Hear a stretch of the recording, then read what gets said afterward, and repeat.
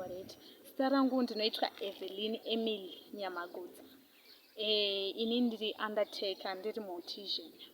Inini ndinoita nezvevashakabvu, ndospecialize nevashakabvu. Ndinosuka, ndinogeza, ndinoremova vashakabvu. Ibasa ramakatanga sei?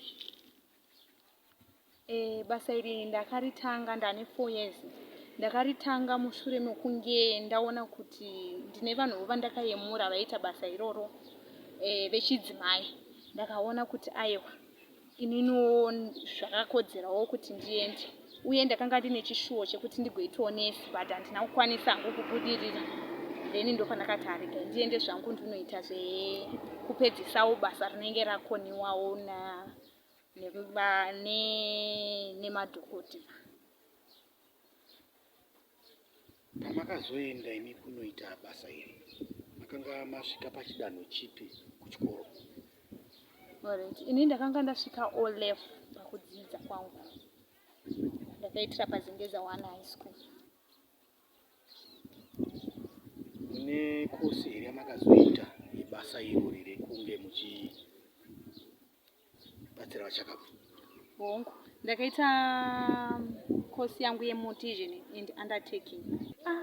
Isusu hedu hatitye, kana ndirini zvangu handitye, nekuti kana ndichitarisa mushakabvu ndichitoona kunge akavata, anenge achida kutoitwawo, anenge achida kutogeswawo kuti achene, aende anoradzikwa uye agonosorora mune zvakanaka.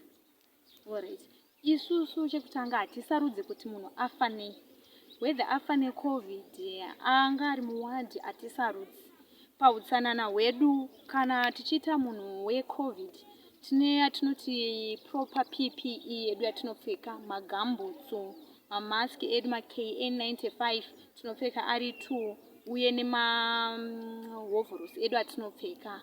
Then kana tichiitawo vemuwadi vaya, tinopfeka PPE hongu, but inenge yakatirerukei than yemunhu ashaika neCovid. Isu zvanga zvakatiomera, zvanga zvisiri nyore, asi takangokundiswa munguva yeCovid-19.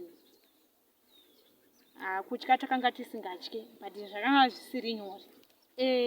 Chekutanga nguva mazuva apfuura vanhu pavainyanya kushaika neCovid, vabereki vakasvika pakuti dai mambotimirei, but ndakaona kuti ndakadanwa kubasa iri zvakanga zvisiri nyore, nokuti dai vanhu vese vaienda kudzimba paishayikwa aizoviga vanhu ava.